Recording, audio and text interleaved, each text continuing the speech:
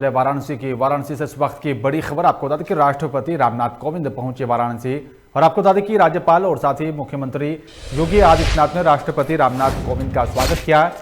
राष्ट्रपति परिवार के साथ हेलीकॉप्टर से DLW के लिए प्रस्थान कर गए हैं। और इस वक्त की बड़ी खबर आपको बता रहे हैं, वाराणसी से राष्ट्रपति रामनाथ कोविंद पहुंचे वाराणसी। राज्यपाल और साथ ही मुख्यमंत्री योगी आदित्यनाथ ने राष्ट्रपति का स्वागत किया। राष्ट्रपति सहपरिवार हेलीकॉप्टर से जो है आपको बता दें कि यहाँ पर DLW के लिए प्रस्थान कर गए हैं। इस वक्त की बड़ी खबर आपको बता रहे हैं और आपको बता दें कि यहाँ पर राष्ट्रपति रामनाथ कोविंद जो है वाराणसी पहुंचे और राज्यपाल और साथ ही मुख्यमंत्री योगी आदित्यनाथ ने राष्ट्रपति का स्वागत किया है।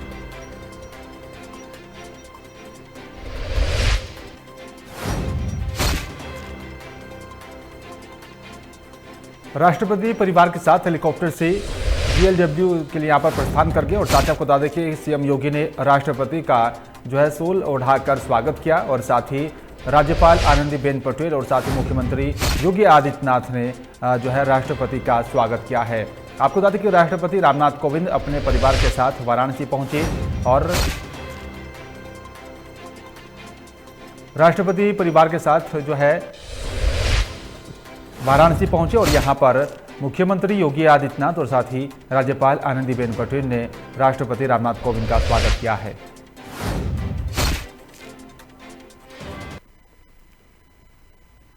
चार राज्यों और साथ ही एक केंद्र शासित प्रदेश के विधानसभा चुनावों के मद्देनजर भारतीय जनता पार्टी के चुनाव समिति की दिल्ली में आज बैठक हुई है। इससे यहां पर पहले बीजेपी कोर ग्रुप की एक बैठक पार्टी के राष्ट्रीय अध्यक्ष JP नड्डा के आवास पर हुई। बीजेपी कोर ग्रुप की बैठक में गृह मंत्री अमित शाह भी मौजूद रहे और साथ ही इसके अलावा केंद्रीय मंत्री जितेंद्र सिंह, असम के CM सर्बानंद सोनोवाल और साथ ही बता दें कि उनके मंत्रिमंडल के सहयोगी हिमंत बिस्वा शर्मा भी यहां पर JP नड्डा के आवास पर पहुंचे थे। मुकुल रॉय भी यहां पर इस बैठक में शामिल हुए। आपको बता दें, बीजेपी केंद्रीय चुनाव समिति 4 राज्यों और साथ ही एक केंद्र शासित प्रदेशों में आगामी विधानसभा चुनावों के लिए बाकी बचे उम्मीदवारों के नामों पर चर्चा करने के लिए इस बैठक का आयोजन किया गया था।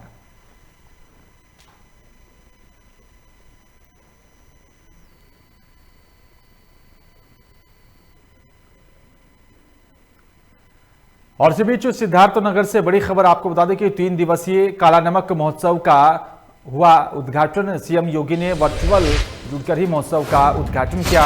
मुख्यमंत्री को दिखाई गई काला नमक पर बनी लघु फिल्म और आपको बता दें जिलाधिकारी दीपक मीणा ने काला नमक पर जो है अपने यहाँ पर प्रेजेंटेशन दी है और साथ ही आपको बता दें कि इस कार्यक्रम का यहाँ पर जो है उद्घाटन किया गया। 3 दिवसीय काला नमक महोत्सव का उद्घाटन हुआ है और आपको बता दें कि CM योगी ने वर्चुअल जुड़कर ही महोत्सव का उद्घाटन किया। मुख्यमंत्री को दिखाई गई काला नमक पर बनी लघु फिल्म।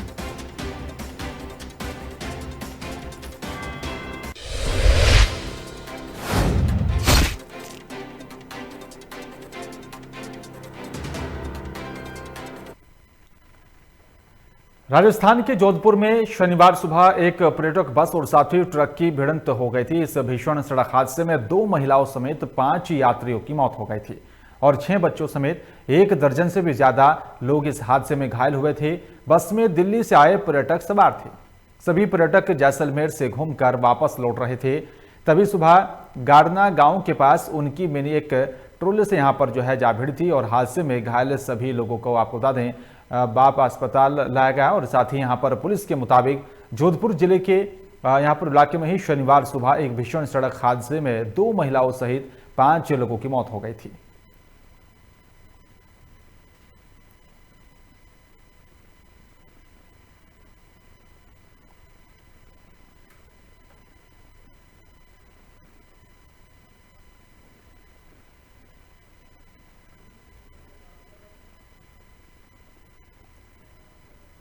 बीजेपी के वरिष्ठ नेता और साथ ही कैबिनेट मंत्री स्वामी प्रसाद मौर्य ने सपा नेता अखिलेश यादव पर जमकर हमला बोला है। अखिलेश यादव की प्रेस कॉन्फ्रेंस में पत्रकारों पर हुए हमले पर उन्होंने कहा है कि मारपीट करना और हल्ला बोलकर दहशत पैदा करना इनका पुराना चरित्र है और साथ ही कहा कि इसी चरित्र पर ये दोबारा चल पड़े हैं। जनता इनको इस बार भी खारिज करेगी। वहीं बीजेपी के वरिष्ठ नेता और कैबिनेट मंत्री स्वामी प्रसाद मौर्य ने यहां पर अखिलेश यादव की साइकिल यात्रा पर भी तंज कसते हुए कहा कि अखिलेश यादव की साइकिल यात्रा बेमौसम बरसात की तरह है। उन्होंने कहा है आजम खान को जेल गए साल भर से ज्यादा हो गया है और साथ अखिलेश यहां पर उनको सहानुभूति दिखाने को साइकिल यात्रा चलाने की अब याद आ रही है।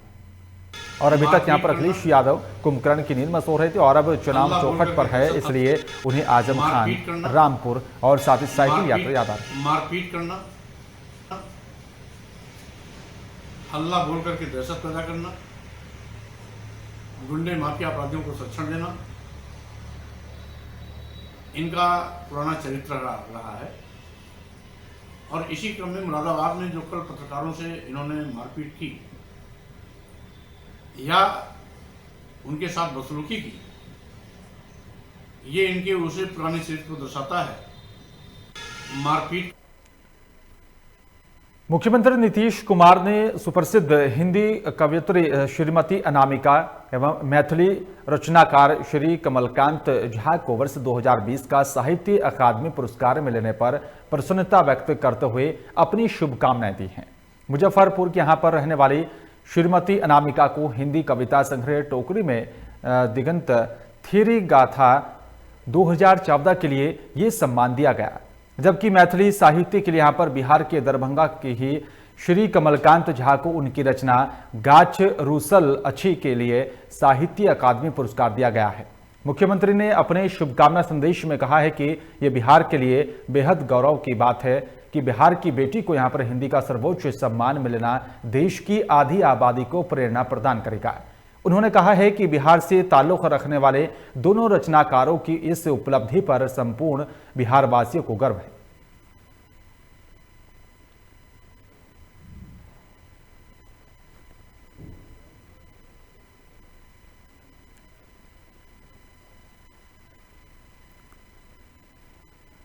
अवैध शराब की बिक्री को लेकर विपक्ष के निशाने पर आए भूमि सुधार एवं राजस्व मंत्री राम सूरत राय ने मीडिया के समक्ष अपना पक्ष रखा है।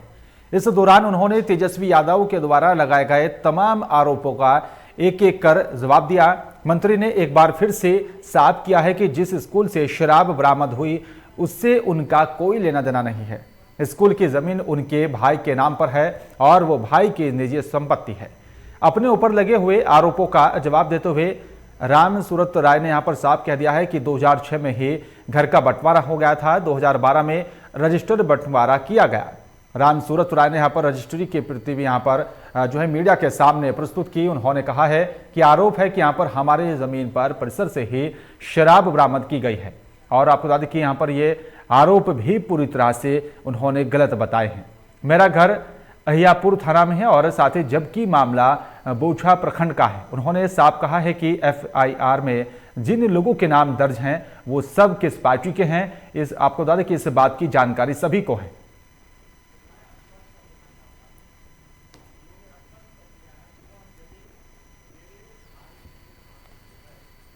पहले तो उन्होंने कहा कि राम सूरत राय के परिसर से शराब बरामदी हुई है, जो सरासर निराधार और झूठ था। फिर उन्होंने कल कहा कि उनके भाई के विद्यालय से हुआ, फिर कहते हैं कि पिताजी के नाम से। तो मैं स्पष्ट कर देना चाहता हूं, उन्होंने स्पष्ट कर दिया है कि वह जमीन मेरे भाई के नाम से है। पहले तो बिहार में शराबबंदी और साथ ही मंत्री राम सूरत राय पर लगे आरोपों के बाद सियासी पारा चढ़ चुका है। मंत्री राम सूरत राय को हटाने की मांग को लेकर तेजस्वी यादव ने राजभवन मार्च किया। आरजेडी विधायकों के साथ तेजस्वी यादव पैदल मार्च करते हुए राजभवन तक पहुंचे।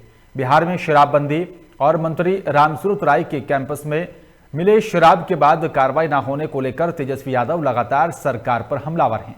तेजस्वी यादव लगातार मंत्री राम सूरत राय के इस्तीफे की मांग कर रहे हैं। बावजूद कार्रवाई न होने को लेकर आज तेजस्वी यादव अपने विधायकों के साथ राजभवन मार्च किया।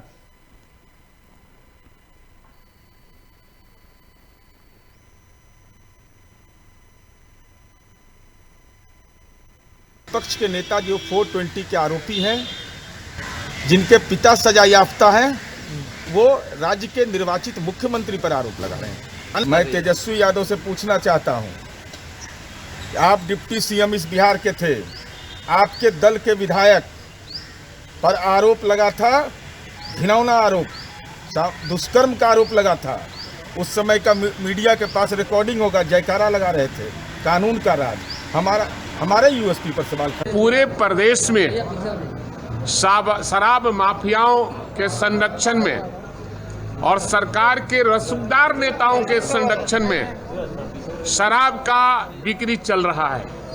कोई ऐसा गांव, कोई ऐसा कस्बा, मोहल्ला नहीं बचा है जहां शराब की धड़ल्ले से बिक्री नहीं हो रही हो।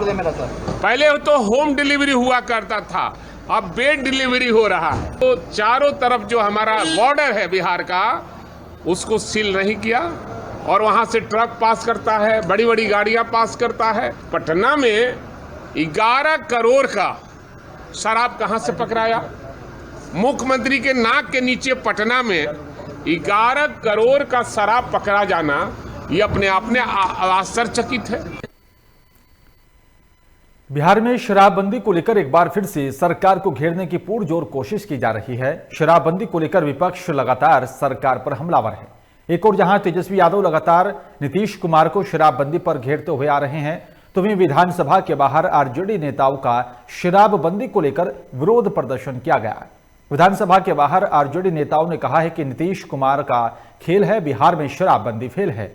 आरजेडी प्रवक्ता भाई वीरेंद्र ने यहां पर मीडिया से बात करते हुए कहा है कि नीतीश कुमार का यहां पर शराबबंदी पूरे बिहार की जनता के साथ सिर्फ धोखाधड़ी है।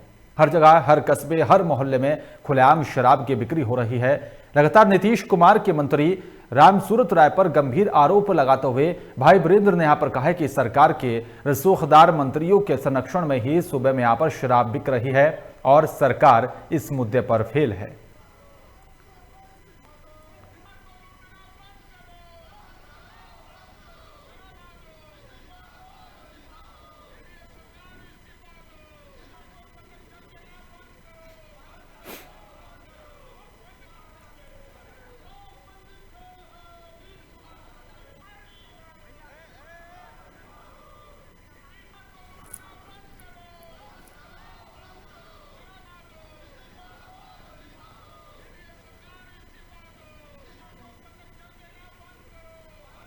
विपक्ष के नेता जो 420 के आरोपी हैं, जिनके पिता सजा याफ्ता हैं, वो राज्य के निर्वाचित मुख्यमंत्री पर आरोप लगा रहे हैं। मैं तेजस्वी यादव से पूछना चाहता हूं कि आप डिप्टी सीएम इस बिहार के थे, आपके दल के विधायक पर आरोप लगा था, घिनौना आरोप, दुष्कर्म का आरोप लगा था।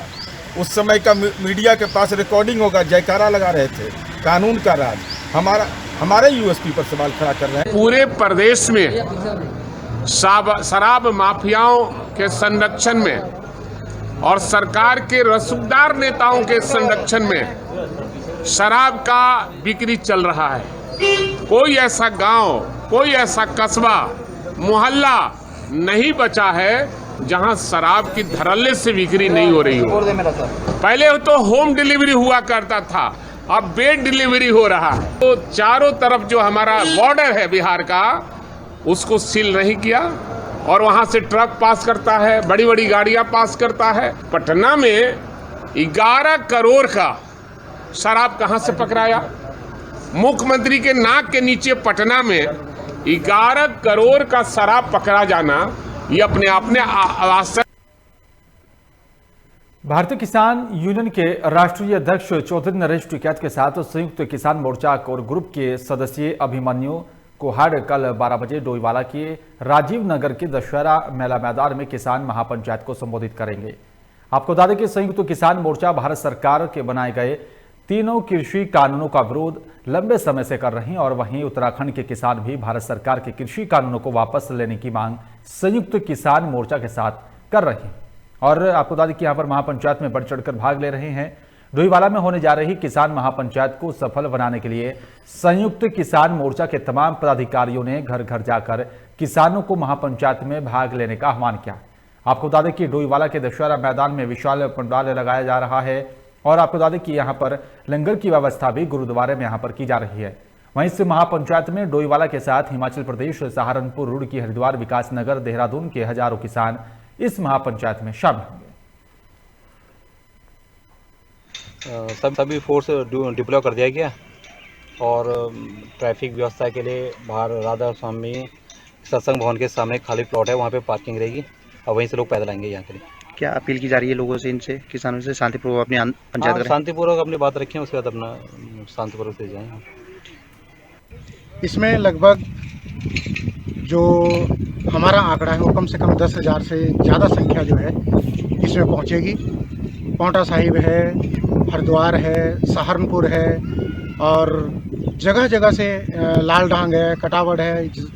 हमारे जितने भी वारंटियर हैं लगे हुए, जितने भी हमारे किसान भाई हैं, वो सभी जो है सभी गांव में जाकर के सभी को प्रेरित कर रहे हैं कि ये जो 3 कृषि कानून आए हैं इनके विरोध में आप इस किसान महापंचायत में आकर के अपना योगदान दें, ताकि हम सरकार को और मोदी सरकार तक ये खबर पहुंचाएं कि वास्तव में किसान और व्यापारी लोग इस समय दुखी हैं। आप इन किसानों के पक्ष में इन कृषि कानूनों को वापस लें। कुंभ नगरी हरिद्वार में महाशिवरात्रि पर अखाड़ों द्वारा यहाँ पर शाही स्नान किया गया था, जिसको लेकर आज हरिद्वार के मेला नियंत्रण भवन में यहाँ पर उत्तराखंड पुलिस महानिदेशक ने भी आपको बता दें कि यहाँ पर डिब्रीफिंग ली है, जिसमें यहाँ पर पुलिस प्रशासन के आला अधिकारी भी मौजूद रहे। आपको बता दें कि महाशिवरात्रि शाही स्नान की व्यवस्था को देखते हुए आगे अप्रैल में होने जा रहे शाही स्नान में किस तरीके से पुलिस प्रशासन व्यवस्था बनाएगा, इसको लेकर इस बैठक में चर्चा हुई है। वहीं पुलिस महानिदेशक अशोक कुमार ने बताया कि हमने आज पुलिस प्रशासन के सभी अधिकारियों के साथ एक बैठक की, जिसमें महाशिवरात्रि के शाही स्नान की व्यवस्था और आने वाले शाही स्नानों की यहाँ पर व्यवस्था पर बातचीत की गई। कुल मिलाकर के महाशिवरात्रि का जो स्नान था, जो हमारा पहला शाही स्नान भी था इस महाकुंभ का, तो उसकी डीब्रीफिंग बैठक थी, जिससे हमें पता चल सके कि जो हमारी ड्यूटियां थी, जो पुलिस ने भूमिका अदा की, उसमें कहीं कोई क्या कोई इश्यूज तो नहीं थे। उसके आधार पे उसके सबके हमने अनुभव लिए। हमारे जितने सेक्टर अधिकारी, जोनल अधिकारी, सुपर जोनल अधिकारी थे, सबसे वार्ता की, सबसे फीडबैक लिया और कहाँ पे हमें और फोर्स बढ़ानी है, कहाँ पे हमें और किसी और सुधार की ज़रूरत है, अगर कोई और परिवर्तन की ज़रूरत है, चाहे वो पार्किंग व्यवस्था हो, चाहे वो अखाड़ों की व्यवस्था हो, हर एक में इस तरह का फीडबैक लेकर के इनसे चर्चा की गई। क्या फीडबैक में क्या निकला सामने? नहीं, हमारी इस हिसाब से महाशिवरात्रि के हिसाब से अच्छा स्नान बीता है और अब जो बड़ा चैलेंज, बड़ी चुनौती आने वाली है, जो 12, 13, 14 अप्रैल की, उसके लिए हमने अपने को गियर अप किया है। हमने उसी दिन बोला था जब मैं आया था यहाँ पे महाशिवरात्रि पे कि उस स्नान को हम रिहर्सल मान के चल रहे थे। तो रिहर्सल जब हम करते हैं तो उसका एक डीब्रीफिंग जरूर करते हैं। तो वो डीब्रीफिंग आज हमने किया कि कहाँ पे हमारी हमें और अपने को और ऊपर उठाना है, जिससे बड़ी। बलिया में जननायक चंद्रशेखर विश्वविद्यालय का दूसरा दीक्षांत समारोह रविवार को आयोजित किया गया। आपको बता दें कि यहाँ पर जननायक चंद्रशेखर विश्वविद्यालय के परिसर में ही दीक्षांत समारोह का आयोजन हुआ है और जहां पर कार्यक्रम में राज्यपाल आनंदीबेन पटेल और साथ ही डिप्टी सीएम उच्च शिक्षा मंत्री दिनेश शर्मा विशेष अतिथि के तौर पर रहेंगे और वहीं दीक्षांत समारोह में सैकड़ों लोगों के होने की आशंका जताई जा रही है। आपको बता दें कि यहाँ पर दीक्षांत समारोह में राज्यपाल आनंदीबेन पटेल 21,079 छात्राओं को यहाँ पर उपाधि वितरण करेंगी और साथ ही प्राथमिक विद्यालय, आपको बता दें कि यहाँ पर विद्यालय के 50 बच्चों को उपहार भी दिए जाएंगे। बताया जा रहा है कि कार्यक्रम को लेकर भारी पुलिस बल भी मौके पर मौजूद रहेगा।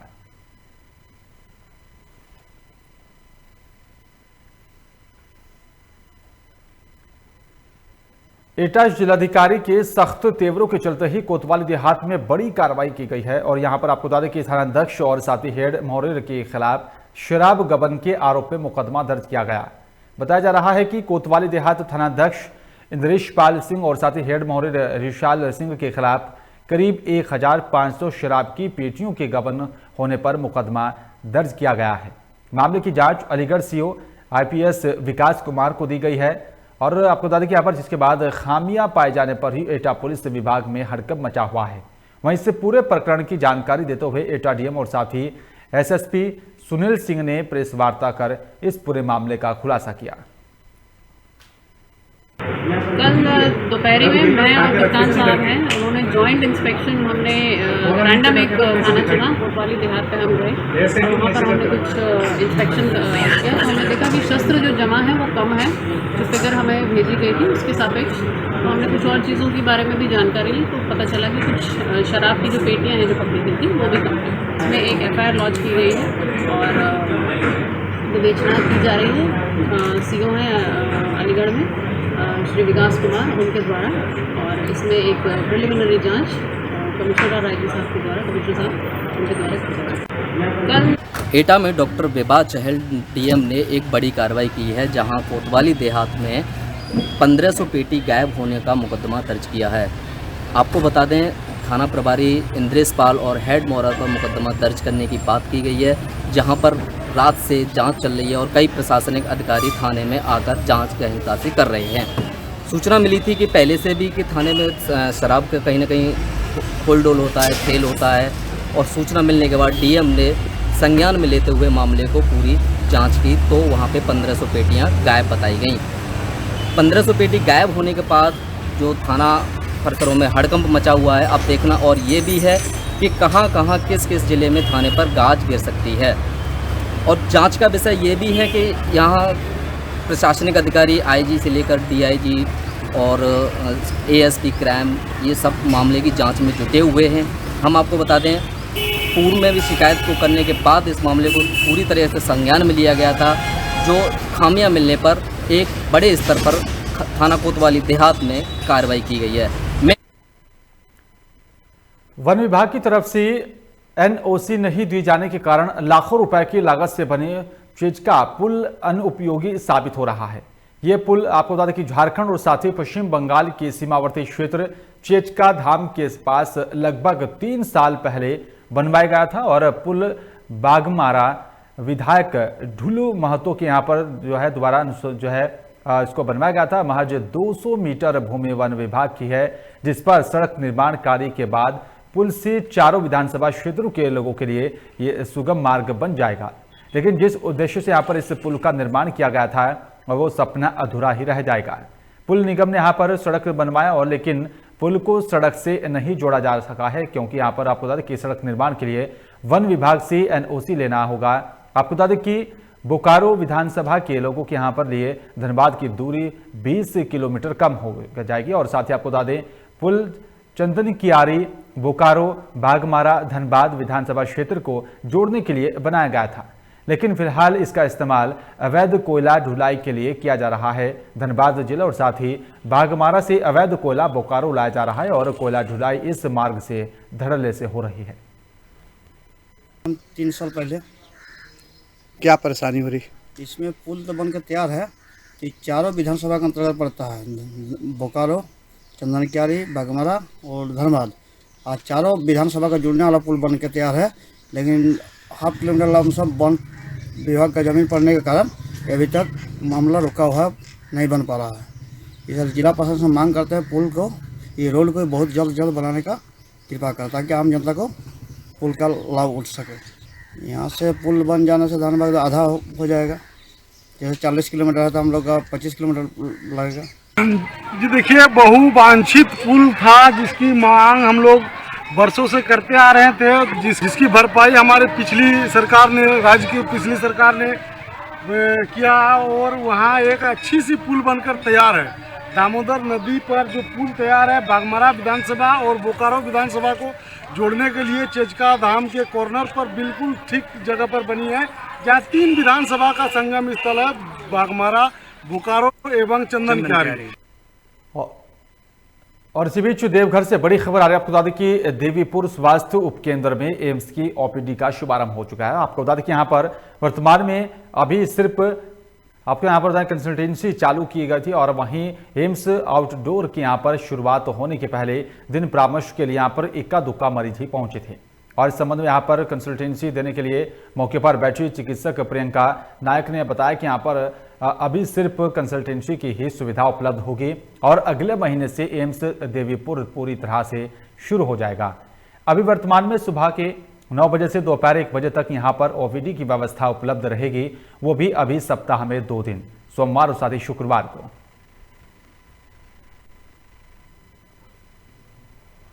तो आपको बता दें कि यहाँ पर एम्स की ओपीडी का जो है शुभारंभ किया गया है। साथ ही आपको बता दें कि जिस तरह से अब जो है देवीपुर स्वास्थ्य उपकेंद्र में एम्स की ओपीडी का शुभारंभ हो गया है, लेकिन आपको बता दें कि यहाँ पर वर्तमान में अभी सिर्फ कंसल्टेंसी चालू की गई है और वहीं एम्स आउटडोर की यहाँ पर शुरुआत होने के पहले दिन परामर्श के लिए यहाँ पर इक्का दुक्का ही मरीज पहुंचे थे। आपको बता दें कि इस संबंध में यहाँ पर कंसल्टेंसी देने के लिए अभी मौके पर बैठी चिकित्सक प्रियंका नायक ने बताया कि यहाँ पर अभी सिर्फ कंसल्टेंसी की ही सुविधा उपलब्ध होगी और अगले महीने से एम्स देवीपुर पूरी तरह से शुरू हो जाएगा। अभी वर्तमान में सुबह के 9 बजे से दोपहर 1 बजे तक यहाँ पर ओपीडी की व्यवस्था उपलब्ध रहेगी।